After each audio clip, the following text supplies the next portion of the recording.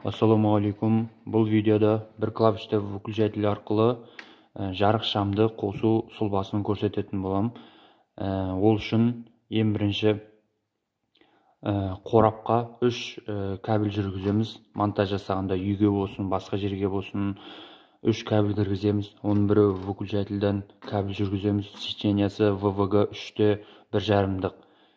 Жарық шамға да дәл сондай сечениямен бір желісін кіргіземіз. Одан кейінгі осындай қораптан немесе щиттан, автоматтардан алып бір кабель жүргіземіз. Саны 3 кабель жүргіземіз. Жұмыстан бастамас бұрын тоқты ажыратылған болуы тиіс. Ол үшін индикатор арқылы тексеріп алыңыздар. Автоматтың сөнгені көз жеткізіп алыңыздар. Содан кейін бірақ жұмысқа кірісуіңізге болады. Ең бірінші жинау сұлбасы. Бұл жерде қоңыры фаза қылдырамыз. Қара түсті 0 қылдырамыз. Кей жерлерде көбінесе көк түсті 0 болып кездеседі. Ең алдымен тоқты автомат сөніп тұрған көзіміз жетіп тұр.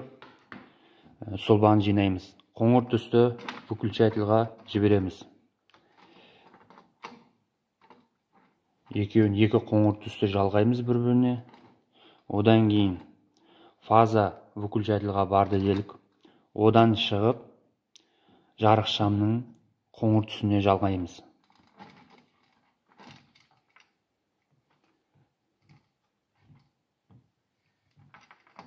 Сонда, яғни фаза выключательға кіреді, выключательден жарық шамына кетеді. Яғни фаза дәл осылай жұмыс жасайды, жүреді.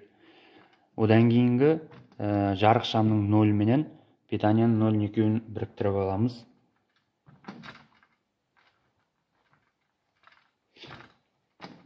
Міне, бар схемасы осы.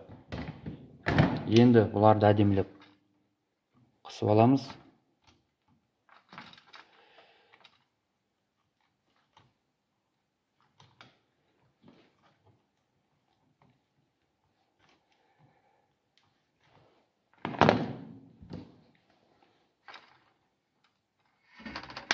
Осылайша әдемілеп қысқартып аламыз. Осындай сизалармен бұрап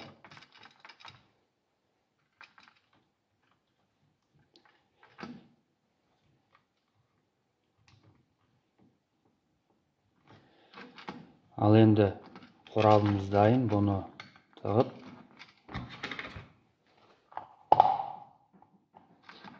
ал енді істеген жұмысымызды тексеретін боламыз. Автоматты қосамыз. Выключательді қосамыз. Яғни жарық шамы жанды. Қайтадан сөндіріп жағамыз. Қорабымыз дайын. Дәл осылай қатесіз жинауды үйренейік. Өзіміздің үйімізге гаражы болсын, басқа жерде болсын, емін-еркін өздеріңіз үйреніп, қосып үйреніп алыңыздар. Келесі видеоларда да дәл осындай видеолар тағы да көп болады. Енді ғана ашылып жатқан каналға тіркеліп лайк басыңыздар. Рахмет. Ассалаумағалейкум.